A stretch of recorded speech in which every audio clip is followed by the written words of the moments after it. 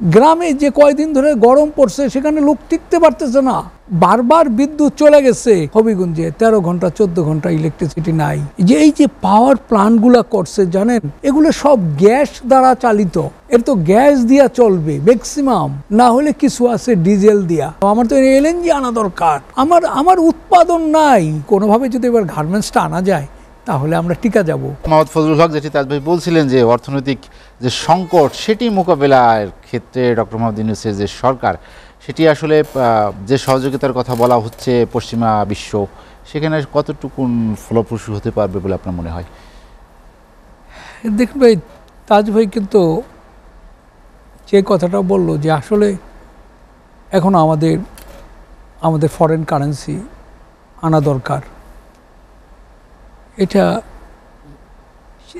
এটা যদি ন্যূনতম রেটে পাওয়া যায় এটা তাহলে আমাদের জন্য উপকার। না হইলেও আমাদের আনতে হবে, কারণ যে বৈদেশিক যে কমিটমেন্টগুলা এটা তো ফেল করতে পারবে না, এগুলো তো ফেল করা যাবে না। ভাই বলতেছিল হবিগঞ্জে 13 ঘন্টা 14 ঘন্টা ইলেকট্রিসিটি নাই। যে এই যে পাওয়ার প্লান্টগুলা করছে জানেন, এগুলো সব গ্যাস দ্বারা চালিত। এর তো গ্যাস দিয়া চলবে ম্যাক্সিমাম, না হলে কিছু আছে ডিজেল দিয়া। তো এই যে গ্যাস দিয়া যে চালবে, যে কথাটা বলতেছিলাম, আমার তো এলএনজি আনা দরকার। আমার উৎপাদন নাই। গ্রামে যে কয়দিন ধরে গরম পড়ছে সেখানে লোক টিকতে পারতেছে না। ঢাকা শহরে বারবার বিদ্যুৎ চলে গেছে। প্রথমেই তো দরকার আমার এলএনজি আইনে আমাদেরকে গ্যাসটা দিয়া ইন্ডাস্ট্রি চলুক, বিদ্যুৎটা উৎপন্ন হোক। আর কোনো কিন্তু পথ নাই। এই গার্মেন্টসকে যদি অগ্রাধিকার ভিত্তিতে, এই সেক্টরকে যদি অগ্রাধিকার ভিত্তিতে যদি না দেওয়া হয় তাহলে ইকোনমির পরিস্থিতি আরও খারাপ হবে। আমরা তো এই গার্মেন্টস এক্সপোর্ট করব, বিদেশ থেকে বৈদেশিক মুদ্রা আনবে।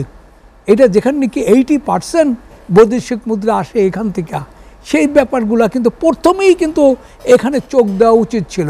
কিভাবে আমাদের ইলেকট্রিসিটিটা ডেভেলপ করা যায়, এটা কিভাবে ডেভেলপ করা যাবে, আমাদের এলএনজি চাই না। তারপর আপনি কূপ খনন করেন, যাই করেন আপনারা করেন, কিন্তু আগে এইটা করেন। এখন আমি মনে করব যে এই কথাটা আপনি বলতেছিলেন, হ্যাঁ আমাদের ইউনূস সাহেবের একটা ব্যক্তিগত ইমেজ আছে।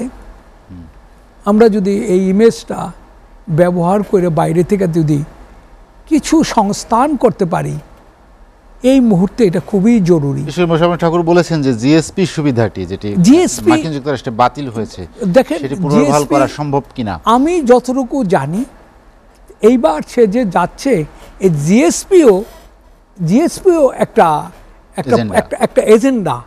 আমাদের জানেন এইবার 57 জন তার সাথে গেছে। এর বাইরে কিন্তু আমাদের গার্মেন্টস বা টেক্সটাইল সেক্টরে আরও লোক গেছে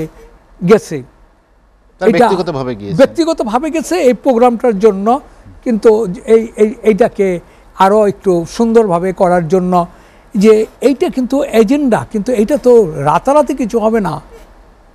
আপনি এটা রাতারাতি জিএসপিটা হবে না, এটা অনেক। তবে আমার বিশ্বাস যদি ইউনূস সাহেবের এই কাজটা যদি হয়, আগেও কিন্তু জিএসপিতে গার্মেন্টসটা ছিল না। গার্মেন্টসের বাইরে কিন্তু ঠাকুর ভাই আপনি জানেন কি না, জিএসপি ছিল, জি, মার্কিন যুক্তরাষ্ট্রে এটা কিন্তু বাইরে ছিল।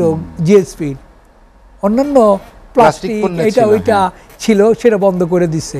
যদি কোনোভাবে যদি এবার গার্মেন্টসটা আনা যায় তাহলে আমরা টিকা যাব। আমাদের টিকাইতে হইলে এই দেশকে যদি আজকের যে দলই ক্ষমতায় যাক, যদি অর্থনৈতিক ভিত না থাকে তাহলে কিন্তু কেউ গিয়েই কিন্তু কাজ করতে পারবেন না, এটা অগ্রসর করতে পারবেন না। যদি কিন্তু এই জন্য অর্থনৈতিক ভিতের জন্য এই সেক্টরটাকে সবাইকে সব দল সব মত নির্বিশেষে এই টেক্সটাইল সেক্টর, গার্মেন্টস সেক্টরকে এটাকে কিন্তু আমাদেরকে কিন্তু এটা টিকায় রাখতে হবে। না হলে কিন্তু আমাদের কাঙ্ক্ষিত এত ছাত্র আন্দোলন, আমাদের যেগুলো আছে বা আমাদের জনগণের যে ত্যাগ, কিন্তু সব কিন্তু মাটি লুঠায়ে পড়বে। ফজলুল হক ভাই, আপনাকে একদম সময় নেই হাতে, 1 না, মিনিটে আপনার প্রত্যাশার কথা জেনে আমরা শেষ করব যে বিশেষ করে বর্তমান রাজনৈতিক বাস্তবতায় ডক্টর মোহাম্মদ ইউনূসের নেতৃত্বে সরকার যে প্রত্যাশার জায়গা তৈরি করেছে সেটা আমরা কতটুকু সফল হতে পারবো?